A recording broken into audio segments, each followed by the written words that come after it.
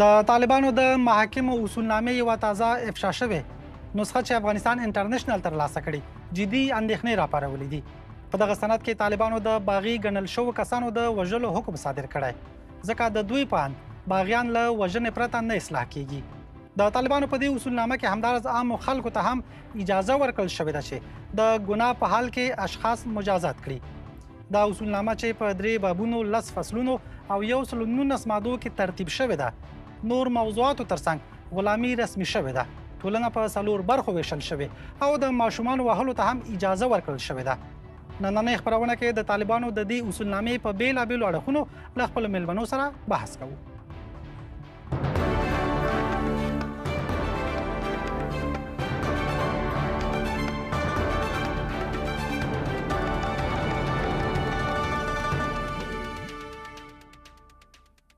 سلامونه، وخت مو په خیر. زه روح الامین نیازی یم.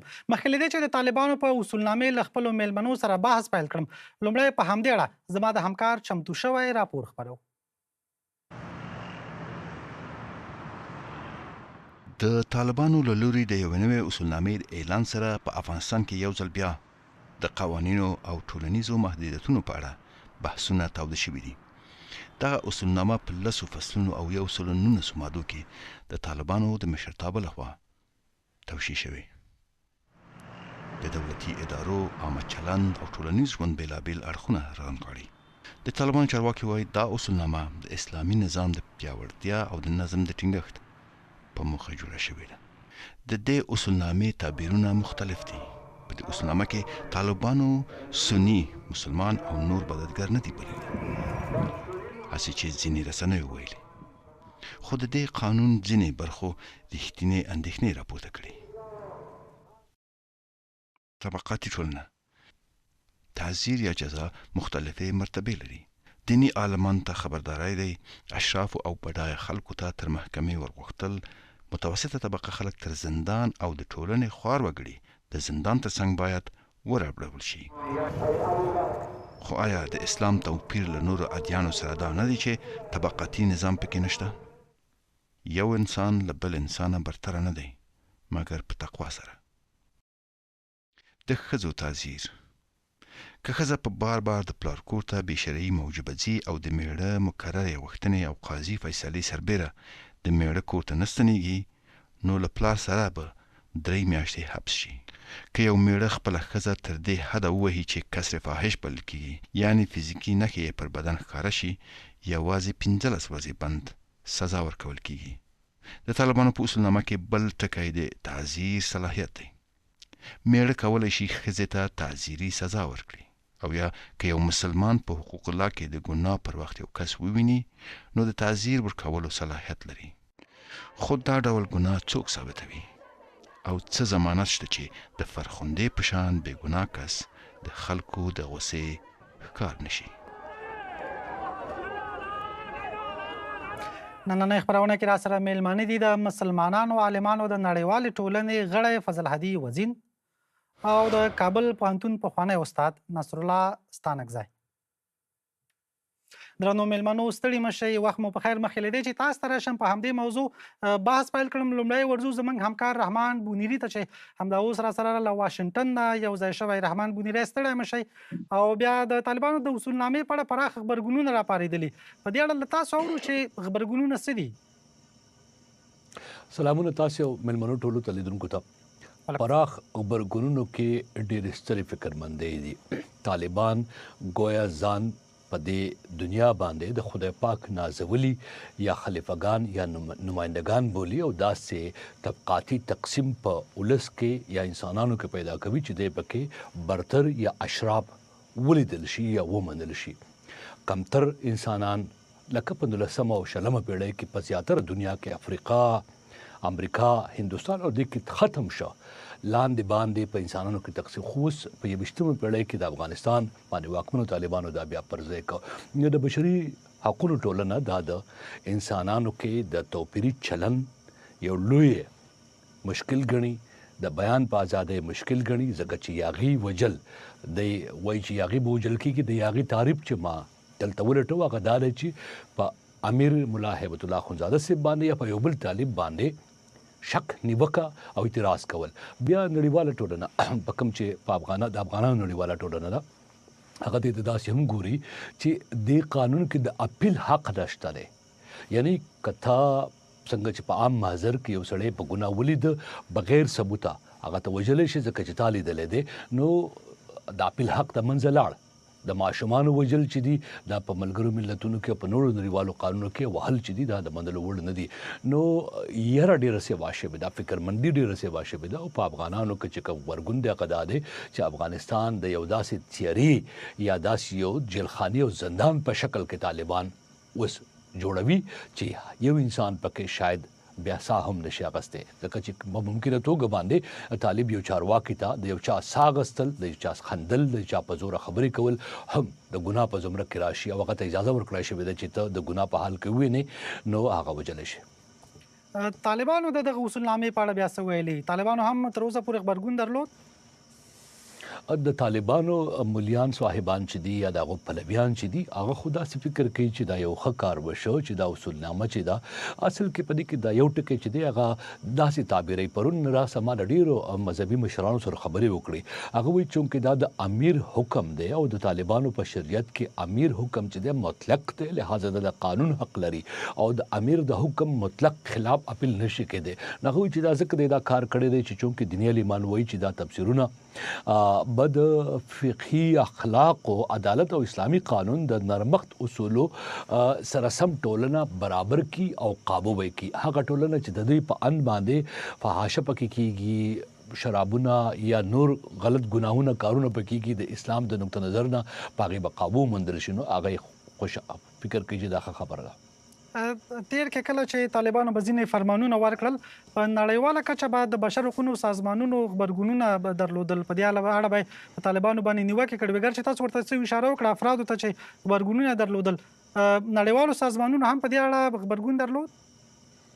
ملګري ملتونه، د بشري حقوقو نړیوال سازمانونه، یو شمېر نور شخصیتونه له پرون راهیسې په ټولنیزو رسنیو کې اینما چې ډېر لوی د فکرمندۍ اظهار کوي او په دې کې د فکرمندۍ اظهار ځکه کیږي چې در اصل په دې قانون کې کوم چې د اصولنامه وایي ماب کلینګ یا بیا تر ټولو خطرناکه خبره چې ده هغه یعنې ډلهییزه وژنه چې ده دې ته لاره برابروي.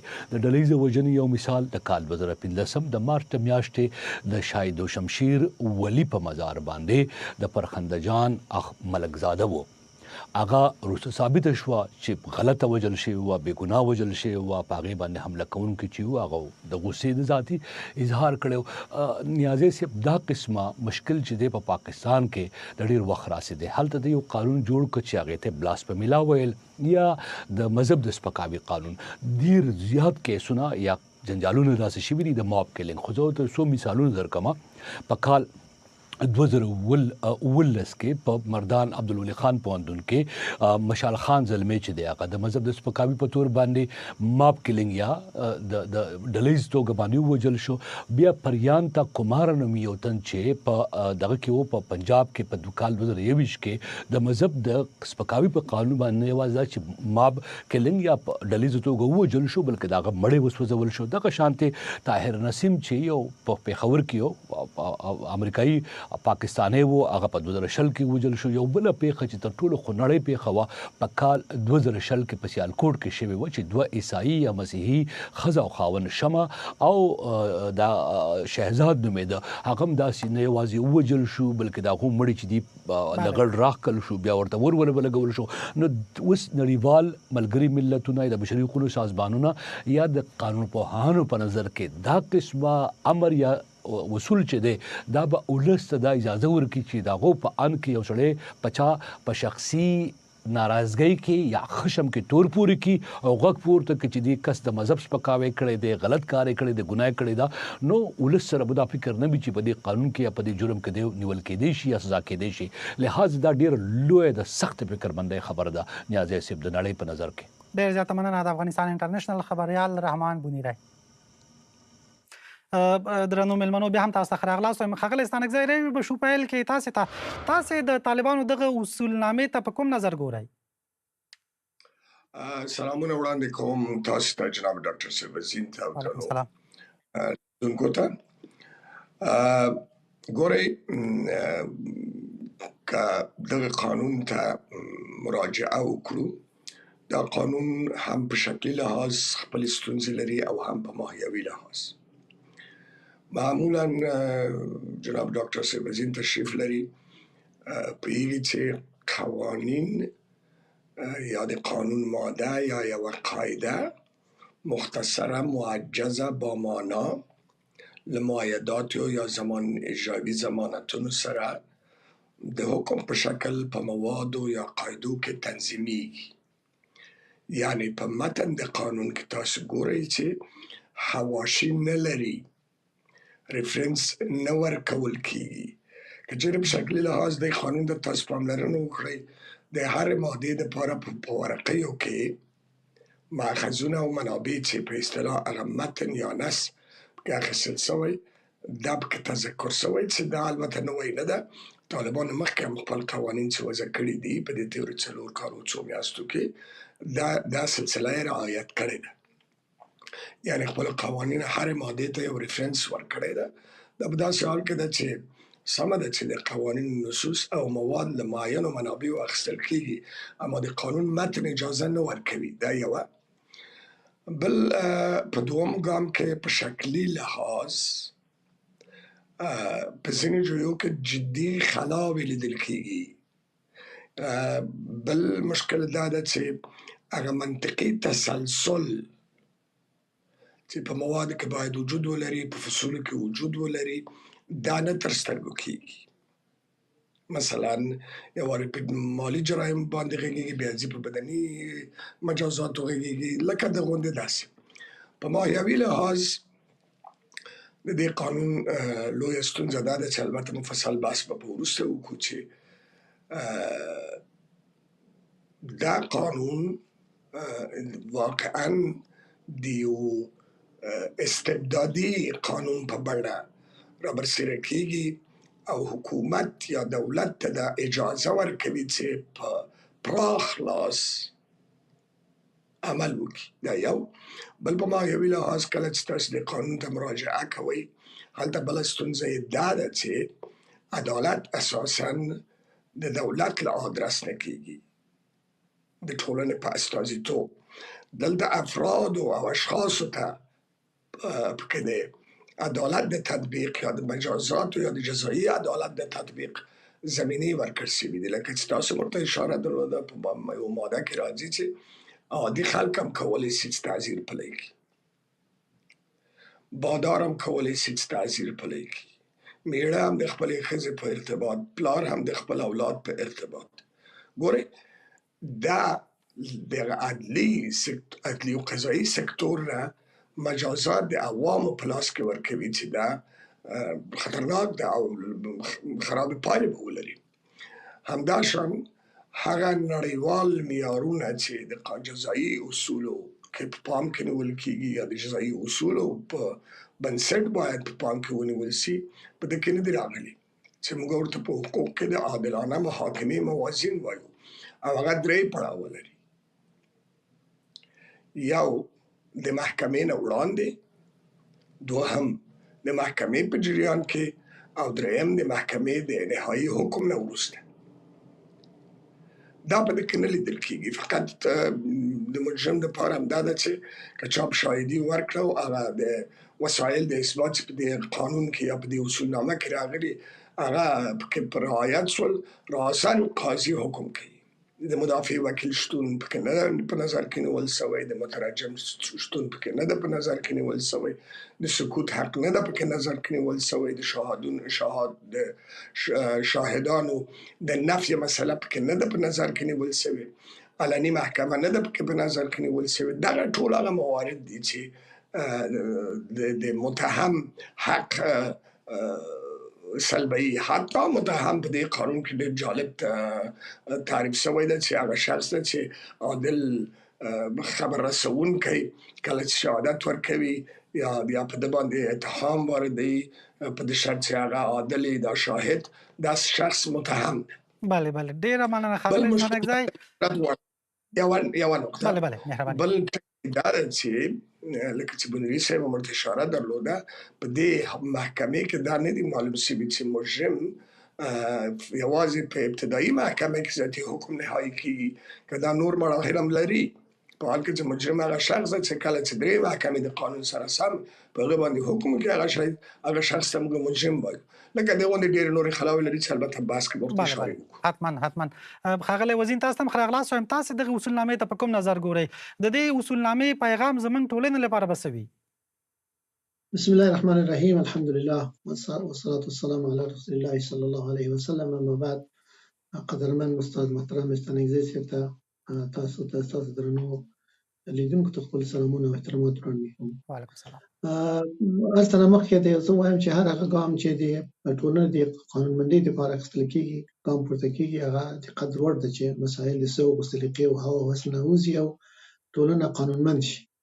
متاسفانه دغه اصولنامه چې ما ته نن ورسېده او ما دغه عموما هغه عمومي شکل باندې هغه کړه ځینې تفصیلات سره دا ما دپاره مایوس کوونکی و یعنې د شریعت د یو شاګرد په توګه ما ته مایوس کوونکی و او دا متاسفانه یعنې دغه اصولنامه چې ما سره څه ملاحظات دي عمومي کلیاتو کې عمومي د دې جوړښت په هکله یا په تفصیلاتو ته انشاءالله تعالی ځو نو زه خپل زما کوم ملاحظات چې دي هغه ټول د اسلامي شریعت او د اسلامي فقه پر بنسټ او اساس دي یعنې زما معیار د دې قانوني اصولنامې د نقد لپاره د ارزولو لپاره هغه ټول اسلامي شرعي اصول دي. اولنۍ خبره دا د قانون خبره دا نوم د دې نوم اصولنامه ده او دا به د افغانستان د جزا کود پخوانی جزا کود او نور اړوند قوانینو جای بنیسي او د څو نورو قوانینو نو دا قانون تعریف دلته داسې راغلی چې دا قانون هغه ته هغه متن ته ویل کېږي چې هغه د اسلامي امارت د اوسني حاکمیت د مشر د هغه په توشیح رسېدلی نو دا طبعا د قانون تعریف دا چې فرمانونه پکې راځي دا تعریف درست نه دی یعنی دا دغه چې قانون ځان ته ځانګړی تعریف لري او قانون کې چې هغه باید خپل د قانوني مراحلو نه وروسته توشیح ته رسېدلي هغه مراپړاونه طی کړي هغه چې د نیاسنجۍ مثلا د ضرورتونو هغه سره د متخصصو کمیټو چې هغه باندې کار کړي متاسفانه یعنی قانون هغه ته دا پړاوونه طی کړي پارلمان ته به ځي او مجلس شورا ته به ځي اخر ته هغه ځي دا به هغه وخت بیا د قانون حیثیت رسمي جریده کې نشریږي او هغه د قانون حیثیت هغه کوي غوره کوي. متاسفانه اول دا مشکل دا تفصیل ته نشم تللی وخت نشته خو دغه د قانون تعریف دلته مشکل لري یوه خبره. دومره خبره دا ده چې دغه متن تاسو ګورئ دغه اصولنامه متاسفانه دا تاسو خو واضح څوک چې قانون سره حقوق سره سروکار لري اسلامي شریعت سره اسلامي فقه سره پیږي چې دا بالکل هغه روند هغه جریان هغه بهیر چې باید یو قانون د جوړولو لپاره د تصویب نه او بیا دغه د تدقیق نه او بیا دغه د مختلفو مراحلو نه تیرول نه چې باید تیر شي متاسفانه دا نه دی تیر شوی. داسې ګواکې چې زه کسان ناست یو کوټه کې څه کتابونه مخکې د کمپیوټر کې المکتبه شامله شي او عربي کتاب مکتبه دا هغه کومه کړی دغه نه دوی هغه کوي ترجمه کوي او کوشش دغه متخصص کسان دلته د تخصص رنګ او بوی او هغه بالکل په دې قانون کې نه لیدل کېږي نه دا د غیر بالکل واضح ده غیر بله ښاغلی وزیر تاسو خپل نیوکې درلودې چې مثلا د قانون او یا په ټوله کې دغه اصولنامې د جوړښت په هکله خو د طالبانو بیا ویناوې که تاسو لیدلې هغه وایي چې دوی یوازې یو څه ته وفادار دي شریعت ته کله چې دوی قوانین هم جوړوي وایي چې د شریعت ته په پام نیولو سره دا قانون جوړ کړی نو بیا تاسو څنګه بیا نیوکې کوئ چې کله طالبان داسې ادعا کوي چې دوی هر څه د اسلام په چوکاټ کې دي. نیمګړي صاحب که تاسو لږ ما پرېږدئ که نه چې د خپل دا لس پنځه نقطې دي چې هغه زه ووایم چې خبره بحث خراب نه شي که نه بیا وروسته ستاسو خدمت کې هم چې ما چې قطع شي بیا هغه کېږي نو د غیر متخصص خلک یې جوړ کړي وي او دا کتابونه نیولي هغه ترجمه ده. څلورمه خبره چې استاد ثناګزی متعیس علیزی اشاره ورته وکړه قدرمن استاد چې هغه داسې ده چې دوی کوشش کړی چې هر قانون دپاره هر ماده دپاره حکم دپاره دوی ریفرنس یا مرجع پیدا کړي او دا په شکلي لحاظ غلط ده چې مثلا ته قانون کې ته ریفرنسونه راوړي صحیح خبره نه ده. قانون ریفرنس لري مرجع لري بنسټ لري اساس لري قانون کې نه راوړل کېږي دا خو شکلي خبره که هغه هم تېر شو دوی داسې کړي چې هر چې د عربي متن پیدا کړي عربي متن یو کتاب یو حاشیه کې یو کتاب کې مثلا یو فتاوا کتاب کې پرته له دې چې هغه چې دا صحیح ده دا غلط ده دا راجح ده دا مرجوع ده دا قبول وړ ده کنه ده عربي متن راوړي دا کوشش کړي چې خپل د قانون ته د یو شرعي بڼه ورکړي چې دا بالکل اسلامي شریعت سره او نصوص سره دا اړخ لګي په دغه پر بنسټ ځکه چې هغه عربي باندې نه پیږي دا ګمان کې چې لاندې هغه ده او په دې کې ډېر کمتر آیات او حدیث دي اکثرا دلته د حنفي د توفیقونو د انقروي او د المختار او دور المختار دغه نورو نه اوسط سم ګمنام کتابونو نه د خستل شوی دي چې دا د قانون په دې بجای چې دا د اعتبار زیات کی دا اعتبار ختمي. څلورمه خبره دا ده چې د دې ادبیات او ژبه بالکل قانوني ده. د فقه او قانون ژبه لکه ریاضیات غوندې لکه دا ډېر مشخص دي او ډېر دقیق دي. متاسفانه دا هغه د ادبیات ضعیف ده او بالکل د پښتو تاسو وګورئ دا بالکل هغه نه ده. او بل خبره دا ده چې دا جامعه ګوري دا بل خبره دا قانون کې تطبیق ډېر مشکلات هغه کوي. مثلا دا طبقاتي د اسلام راغلي دي لپاره چې دا تبعیض او طبقاتي نظام ختم کړي. ابو حضرت عمر پیغمبر علیه السلام خپل قصاص ته ځان حاضرې خلکو ته کوي چې ما کما ته تاسو قصاص کوي. حضرت علی رضی الله تعالی عنہ خلیفہ هغه راضي قانون سره د شرایط درېږي او يهودي سره هغه د دعوا ده او هغه ته وایي چې علي ته وایي ته تلی ته کینو او يهودي درېږي. حضرت علی انتقاد کوي چې دا څنګه قاضي ده څنګه عدالت ده چې زه دوړه مدیان او د دوا طرفین ته ما ته وایي کینه تزمات لیاس کې او دغه نه کې. نو ارز می دا چې دا څنګه په اسلام کې طبقاتي نظام بله بله علماء هغه وزیر بله بله بل خبره دا چې دا قانون تطبیق یو تحکمات نور مهمه دا قانون تطبیق شي دا په ټوله کې انارشیزم دغه کوي. دا خلک د دې بجای چې قانون حکومت قانون تطبیق کوي دا هر څوک د دې په ولمه چې زه قانون تطبیقوم دا نور ټولنه کې هر څوک د قتل او وحشت بغه کېږي او د حکومت کار به او د پولیس کار د قاضي کار خلک وکړي. بل خبره دا ده چې د اجرا د محاکمو د اجراءات او د اداري اجراءاتو ترمنځ دغه کړي او محمود تعزیر هغه کوي هغه ته تعزیر نو مرکړي چې مثلا یو چا مامور دغه امر ونه مني نو هغه په تعزیر کېږي. دا چې دا خو د مامورینو قانون الته جای جلا ده او ټول خطرناک خبره په دې قانون کې دا ده چې نیازي صاحب چې دا نه د ټولنو پرمختګ او انکشاف او تطور او وده په نظر کې نیولې نه هم د اسلامي فقه چې پویا او دینامیک فقه د چې هغه پر پرختیا مومي تر پیشرفت کوي د ټولنو د خوختنو سره دا پکې او د جامد فقه غوندي هغه دا قانون د مواد په غد د لاس قرن مخکې د سوار د 15 د 12 پیړیو مخکې د هغه ټولنو لپاره چې کوم ولایي چې د فتوا ورکړي کتاب کې راغلي هغه اوس تطبیقي د افغانستان په دغه بغرنج حالت کې په دغه ټولنه کې دا د اسلامي فقه د څخه کار کوي دا یو جامد ده او ټولنه به تر بل دا ده چې کله کې دا راغلي که څوک د حنفي مذهب نه بل مذهب تزي هغه تم جزا ورکړي چې دا په ټول اسلام کې بدعت دی او په ټول مذاهب کې دا غنه ده چې دا د قانون شکل ورکړي چې دو خلک یو فقه اسلام بله ډېر مننه ښاغلی وزیر که اجازه راکړئ حتما په بېلابېلو موضوع به سره بحث ولرو ځکه هغه اوس نشته خلک د ګډوډي پکې ده نو دا متاسفانه ډېر ناهیله کوونکې اصولنامه ده. متاسف او ډېر مننه حتما په جزئیاتو به سره خبرې کوو.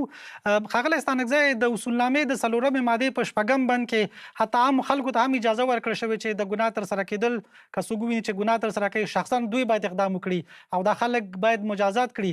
په دې برخه کې راغلي چې هر مسلمان کله چې ګناه کوونکی د ګناه په حال کې وویني اجازه لري چې هغوی مجازات کړي. آیا عام خلکو ته د مجازات اجازه ورکول د قانون حاکمیت نه ختموي؟ کاملا ګورئ د قانون د حاکمیت لپاره د قانون د تطبیق لپاره مراجع وجود لري. هغه په دې معنی چې د خپل د قواو تفکیک چې منل شوی ده په دې معنی ده چې مقننه قوه یا قانون جوړونکې قوه یا قانون جوړونکې مرجع قانون وضع کوي. قضا او عدلی او قضایي ارګانونه د قانون پلي کوونکي او تطبیق کوونکي وي او اجرایه قوه اجرا کوونکي وي او په حقیقت کې د قانون حافظان وي ساتونکي وي. دلته ګورئ تاسو په دې قانون کې مختلف مراجع وینئ له محکمې نه پرته چې لکه چې مخکې ما ورته اشاره درلوده چې هغه صلاحیت د تطبیق د جزا پیدا کوي د تعزیراتو د تطبیق صلاحیت پیدا کوي. عام خلک او استناد په دې قانون کې په دې اصولنامه کې دا کېږي چې هر جرم منکر ده نو د هر مسلمان وظیفه دا ده چې د منکر مخه ونیسي د منکر مخه ونیسي. اما دلته د جزا د تشخیص د حکم او د جزا د تطبیق صلاحیت هم افراد ته ورکړل شوی. دا نتایج څه دي؟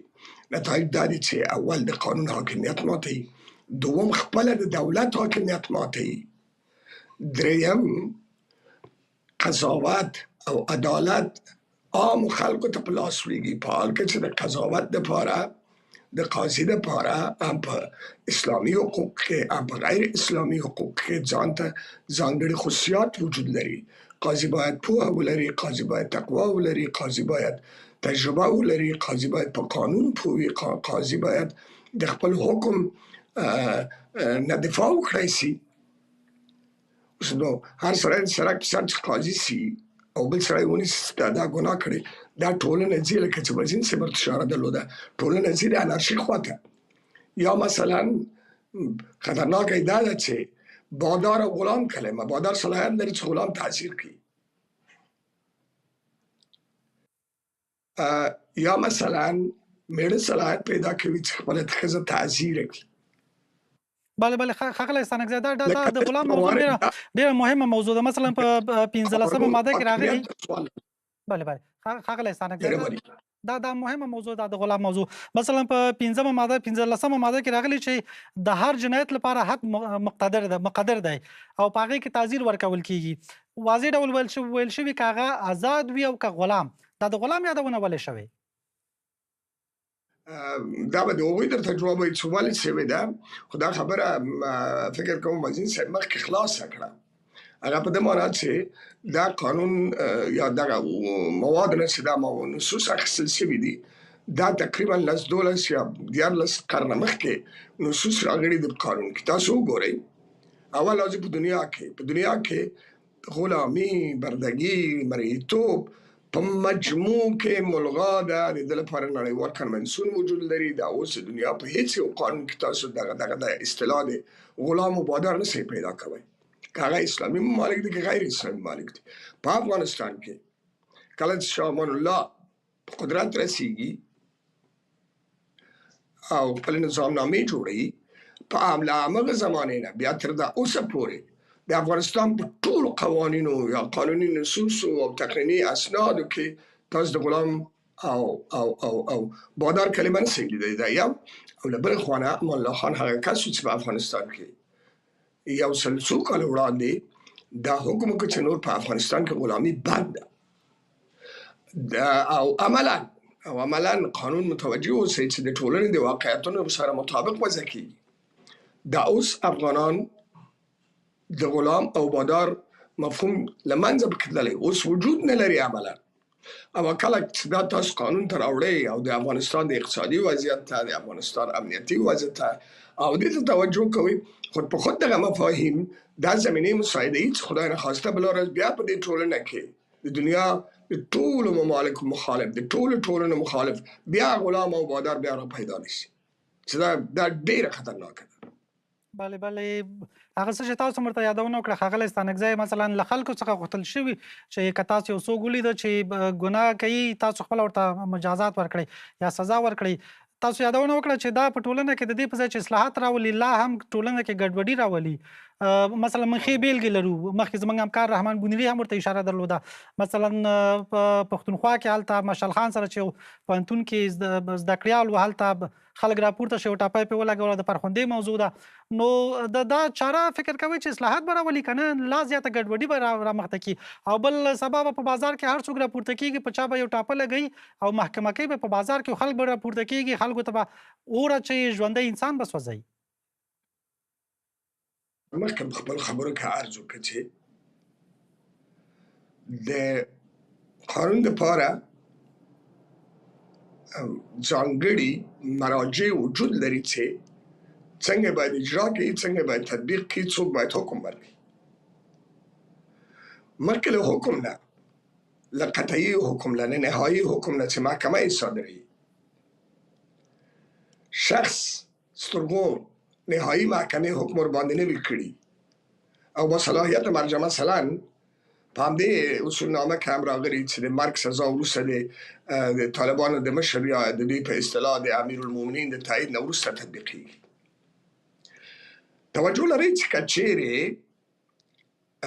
دغه شخص د یو غیر قضایي مرجع لخوا د یو ګناه، د یو خطا، د یو جرم د ارتکاب په نتیجه کې دا صلاحیت عوام پیدا کی او یو څوک په اصطلاح هم محکوم کی او هم جزا ورباندې تطبیق کی،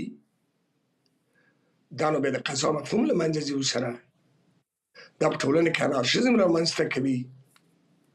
دا شخص په یو اتهام ممکن په یو عمل ممکن دغه شخص عاقل نه وي، ممکن قانوني او شرعي اهلیت ونه لري د یو جرم مرتکب سي. د ضرورت په حالت کې ممکن د یو خطا مرتکب سي او راسره بل څوک په ټولنه کې محاکمه کوي په خپل ځان. دا خو بیا متوجه اوسئ چې په حقوق یو ډېر لوی اصل وجود لري. بله هغه د قضا عمومیت دی، یعنی قضا عمومي ده، قضا عامه ده، قضا خصوصي او فردي صلاحیت نه ده. قضا اجازه لري چې حکم د مجازاتو وکړي. بله، ډیره مننه ستانکزی صاحب. دلته له بده مرغه خلکو څخه بیا غوښتنه شوې چې تاسو اقدام وکوئ. بیا هماغه یادونه کېږي چې خیر پولیس بیا څه کوي، مثلا هغه کسان چې قانون عملي کوي د هغوی دنده څه شوه. ډیره مننه، حتما تاسو ته بیرته راګرځو. متوجه اوسئ چې دلته اصلا د پولیسو صلاحیت نه ده معلوم. بله څارنوال خو بلان حذف شوی ده، مدافع وکیل اصلا وجود نه لري. چې دا د عادلانه موازینو چې نړیوال ستاندردونه دي او جناب ډاکټر صاحب تشریف لري، اسلامي اړخ هم لري. بله، خو دا داسې ویل کېږي ښاغلی ستانکزی، داسې ویل کېږي چې د طالبانو د امر بالمعروف غړي بیا هرکاره دي، مثلا هغوی پولیس هم دي، څارنوال هم دي، قاضي هم دي. تر ډېره پورې عمله نه موږ وینو چې هغوی طرز هر کار کوي. بالمعروف د ادارې نوم نه ده اخیستل سوی. بله او ډیره مننه ښاغلی ستانکزی، حتما تاسو ته بیرته راګرځم. ښاغلی وزین، د طالبان یو بل څه چې په دغه اصولنامه کې یادونه کړې، د باغیانو د وژلو تاکید یې کړی چې باغیان باید ووژل شي. دوی بیا ویلي په تفسیر کې چې مثلا دوی نه اصلاح کېږي او اصلاح کول هم دا دي چې دوی باید له منځه ووژل شي. باغیان اصلا څوک دي؟ چا ته باغیان ویل کېږي؟ ګوره، اصلا خبره دا ده چې دا والله تاسو باور وکړئ چې دا کوم کسان چې ما درته وویل دا داسې ماته ښکاري چې څو کسان یو کوټه کې ناست دي او کمپیوټر یې مخکې دي، مکتبې شامله اوس نور کتابونه د هغه نه هغه کوي کټ او پیسټ او دا هماغه ترجمه کوي او ترانسلیټ کوي او هغه قندهار ته لیږي او هغه توشیح کوي. دا داسې قانون. تاسو باور وکړئ چې دا ما بالکل همدغسې هغه ده. بل مشکل پکې دا د همدغه د باغي خبره چې دغه تا ته دا خبره وکړم چې باغي شي. باغي حکم په اسلام کې هر هغه څوک هغه ته ځانګړی تعریف لري. باغي یعنی هغه کس دی چې هغه د مشروع حکومت په مقابل کې وسله پورته کوي او عامه نظم اخلالوي، دغه ته باغي ویل کېږي. او هغه سره هغه دعوت کوي ته مه کوه دا کار، که هغه ونه کړه جنګ ته وسله ورته پورته کړي د حکومت په مقابل کې هغه سره جنګېږي. او کله چې باغي تښتي سنگر خوشي کوي نو بیا هغه تعقیب جایز نه دی. خبره دی وجر نه دی چې ته باغي خامخا وژنې، که په جنګ کې وژل شو د جنګ په میدان کې ځان ته خبره هغه نه وروسته خو دا د باغي په هغه کې دا نه راځي. یوه خبره دا د باغي مسله. بله خبره مې دا کوله چې دلته د قانون چې زه ګورم دلته د قضا، افتاء او دعوت ترمنځ خلط شوي دي. د کوم کسان چې دا د نصوص ترجمه کړي دي او دلته لیکلي دي د اسلامي په شکل، هغوی په دې باندې متوجه نه دي چې اسلام کې یو د قضا حالت دی، یو د افتاء حالت دی، یو د دعوت. ځینې حالاتو کې یو څوک به دعوت هغه کوي، نصیحت کوي، او چا کې به ګناه چا کې ګوري هغه ګناه مثلا ګوري چا څوک شراب څکي مثلا، هغه ته د دعوت په مقام، نصیحت په مقام کې د سړي مکلفیت دا ده چې من رأى منکم منکرا دته نصیحت کوي، وایي دا کار مه کوه، دا بیابهي نه، رسوا کوي نه، دا په پټه ورته وایي، نصیحت ورته کوي. بله خبره دا ده، دا د افتاء خبره ده. افتاء معنا دا ده چې یو څوک پوښتنه کوي چې دغه د شراب څښلو حکم څه دی په شریعت کې پرته د تطبیق نه، هغه ورته وایي چې دا حرام ده او په شریعت کې دا حکم مفتي ورته تشریح کوي بغیر د تطبیق نه هغه مشخص شخص باندې. درېیم حالت هغه د قضا حالت دی چې قاضي د یو قضیه د ټولو پړاوونو وروسته قاضي ته راځي، قاضي به هغه باندې حکم کوي. دغه اصولنامه چې ما کتله په ډېرو مسایلو کې دلته د قضا، افتاء او دعوت او نصیحت ترمنځ خلط دی. متاسفانه دا یو خبره دا دعوت او نصیحت او افتاء دا په قانون کې نه راځي، یعنی دا صرف قضایي مسایل پکې راشي. بله خبره دا ده چې دلته حدیث باندې هغه شوی چې من رأى منکم منکرا فليغيره بيده فإن لم يستطع فبلسانه ثم بقلبه إلى آخر الحديث. دی هغه کړي چې دا منکر درجات دي. د منکر د حذف او ازاله لپاره یو وخت دا چې څوک چې حکومت نه دی، باور نه لري خپل هغه کې، هغه ته د خبرو منکر په ژبه باندې هغه کوي انکار کوي چې دا کار مه کوه، دا بد کار دی، غلط کار دی، دا مه کوه. نه چې هغه خپله قانون جوړېږي او حکم تطبیقوي او خلک وژني او ورته کوي. دا دغه کار نه ده. دومره درجه دا ده چې ښاغلی وزیر یعنې دلته غواړم یوه پوښتنه مطرح کړم. نو طالبانو کې خو که موږ وګورو لوی لوی عالمان ځان ته وایي، شیخان ځان ته وایي، نو په دې هر څه باندې بیا دوی نه پوهېدل چې تاسو وایئ چې ډېر دوی عربي نه راخیستي او شاید په جزئیاتو یې پوه نه شي یا پیسټ و کاپي کړي دي. نو دغه القاب چې دوی لري، عالم، شیخ الحدیث، دغه د القاب یې بیا څه معنا لري؟ ګوره اول د شیخ الحدیث او شیخ القرآن دا خو داسې القاب دي چې اصلا د اساس نه لري که نه. دا یو داسې چټیات د پاکستان نه راغلي القاب دي، شیخ الحدیث او شیخ القرآن. دا نه کوم شهادتنامه ده، نه کوم درجه ده، نه کوم علمي درجه ده. دا اصلا اساس او بنیاد نه لري. چې مولوي صحیح ده، مثلا چې څوک مولوي دا مشهور هغه ده. دا خبره پرېږدئ. بله خبره دا څوک چې د حدیث استاد دی، د تفسیر استاد دی، دغه ته مانند ده چې هغه فقهي مسایل باندې پوهېږي. فقه او اصول ځان د تخصص دی. څلورمه خبره دا ده چې زه ګمان نه کوم چې دغه اصولنامه علماو ته راجع شوې چې هغوی ورباندې کتنه کړې او دا هغوی ته نه دي لیږل شوی دي. دا ماته ښکاري څو ځوانان ناست دي د نصوص باندې پوهېږي، په کمپیوټر شاته ناست دي، دوی په هغه کې په دې باندې څو میاشتې کار کوي او دا ترجمه کوي پښتو ته او فارسي ته ولېږي قندهار ته، او هغوی هغه مرجع لاندې هغه ته ګوري عربي نصوص چې دي که نه، د هر شي نه چې پیدا کړي، کوم حاشیه یې، کوم فتوا یې، دغه مشهور مغمور داسې چې هغه کوي به توشیح کېږي. څلورمه پنځمه خبره په دې کې دا ده اصلا چې ګوره قانون جوړول چې دي دا د فقهاو، د حقوقینو د هغوی کار دی. دا د هر مولوي، د هر عالم، د مدرسې استاد یا شیخ الحدیث او شیخ القرآن ویل کېږي، دغه کار نه دی. استاد دا استاد ډاکټر سبستاني زیر ته ناست دی، هغوی په دې باندې پوهېږي چې دا قانون جوړولو کې دا د ټولنې وضعیت، حالات، تطورات، پیشرفت دغه کې دا د هغه نصوصو نه نیول شوی دی. دغه حاشیه ده چې دغه د پخوانیو د ځینې د اووه پېړیو مخکې د یو فتوا هند کې مثلا یا سوریه کې مثلا، شام کې یا بغداد کې د هغه ټولنې لپاره دا مناسب و. په دغه قانون کې د اسلامي فقه د تطور جهود دا د دې وده پرمختګ دا بالکل د جامد فقه په شکل دا تقدیم شوی دی په دې اصولنامه کې. او دا یعنی بل خبره دا د قانون په تاسو ګورئ، دا د قانون تعریف ویل کېږي چې قانون هر هغه حکم دی، فرمان دی چې هغه د شیخ الحدیث مولوي صاحب هبت الله اخوندزاده لخوا توشیح شوی. نو معنا دا ده چې که سبا ته مولوي صاحب هبت الله اخوندزاده خدای نه کې مریض کېږي، انسان مرګ هر چا دپاره کېدای شي راشي، نو معنا دا شو چې دا ټول قوانین چې دوی خپله جوړ کړي دي دا ټول ملغا کېږي، ځکه چې دا خو لاړ ده او دغه هغه یعنی دا بل مشکل دی. ازمه دا ده چې دغه ټولو نه خټ مشکل په دغه قانون کې دا ده چې کوم کسان چې دا اصولنامې تصویب کړي دي یا بیا هغه تدقیق کړي، دا کسان د قانون جوړولو دغه نه متاسفانه بلد نه دي، دوی طلاب علم دي، د مدرسې نه به فارغان دي، لیکن حتی کېدای شي شرایط او حقوق نه یې لوستلي او دغه نتیجه یې دغه ده چې اذا وسد الامر الى غیر اهله فانتظر الساعه. دغه زموږ قانون ده او دغه زموږ اصولنامه ده چې نه ادبیات معلوم دی، نه انسجام دی، نه هماهنګي دی، نه ژبې د قانون دی، نه ادبیات دی، د فقهي کتابونو نه ترجمه ده او دغه ترجمه پرته راځي چې وکړه چې دا صحیح ده که غلط ده، دا مقبول ده که مرجوع ده راجع دا نشته. متاسفانه زه پیشنهاد کوم چې دوی دې دا قانون اعلان نه کړي، دا بیرته واخلي او دې وسپارل شي چې دا بیا کتنه ورباندې وشي. او ډیره زیاته مننه ستانکزی صاحب. اوس دغه قانون د نو بالاخره طالبان دا ټیټپوړي طالبان مجبور دي چې عملي کړي په ځانګړي ډول امر بالمعروف به لدی وروسته دغه عملي کوي. نو که دا قانون عملي کیږي څومره د افغانستان لپاره زیان لري، څومره په نړیواله ټولنې مداخلې ته به زمینه برابر کړي، څومره په طالبانو باندې فشار راشي، یعنې په ټوله کې به څه اغېز ولري په افغانانو باندې؟ اجازه راکړئ مخکې له دې نه چې مشخص ستاسو پوښتنې ته جواب درکړم. یو شی چې په دې قانون کې نه لیدل کېږي، لکه چې مخکې ما عرض وکړ او جناب ډاکټر صاحب بسین هم ورته اشاره درلوده، قانون د زمان د غوښتنو مطابق وضع کېږي او وضعي قانون د انسانانو په واسطه رامنځته کېږي. همدا چې دا تعزیري جزاګانې موږ ورته وایو او اسلام ورته اجازه ورکوي، خو معنا دا ده چې د زمان له غوښتنو سره سم باید ورته اقدام وشي.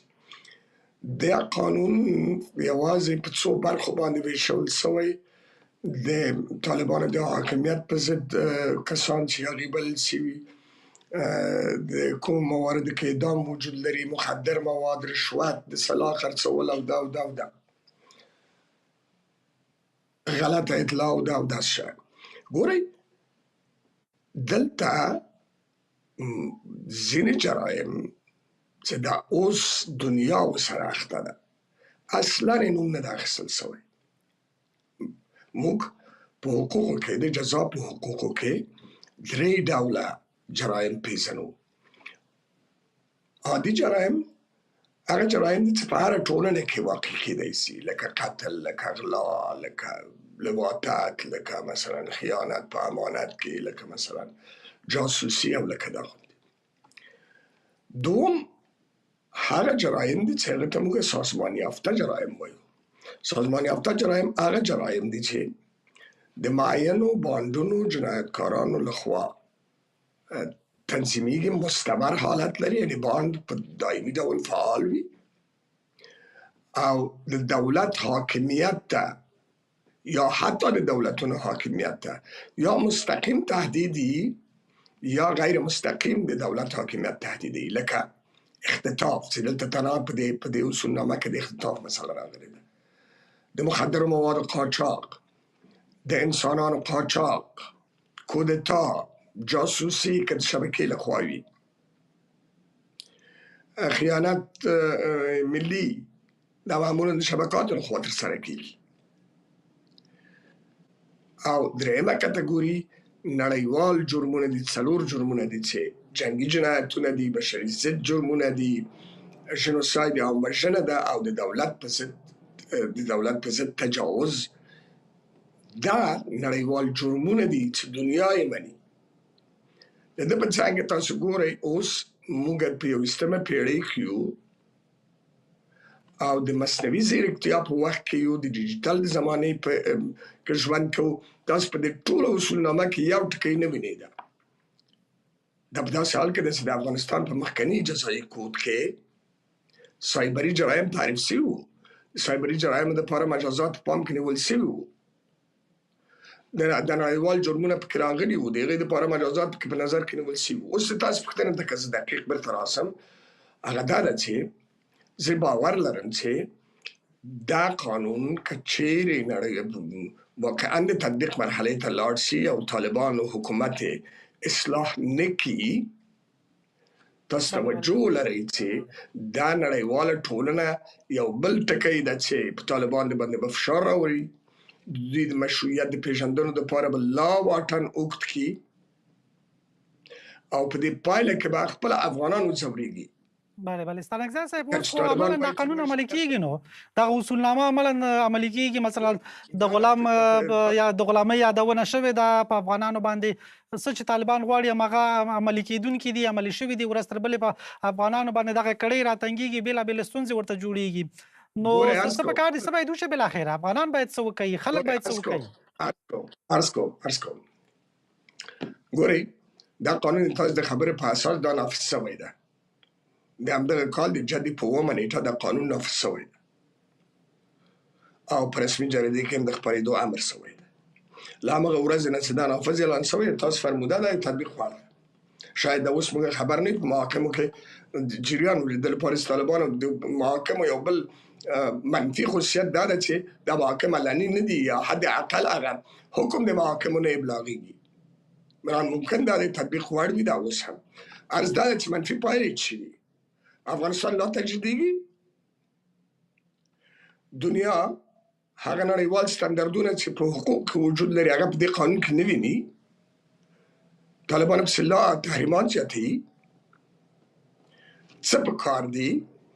کار دا ده چې په افغانستان کې او د افغانستان نه بهر که په افغانستان کې ممکنه نه ده، د افغانستان دیسپورا، د افغانستان تحصیل کده، لکه تاسو غوندې میډیا، نور رسنۍ، د بشر د حقوقو فعالین، د بشر د حقوقو سازمانونه، په جلاوطنۍ کې سیاسي ګروپونه، علمي شخصیتونه او کدرونه، دا باید دا مسله راپورته کړي.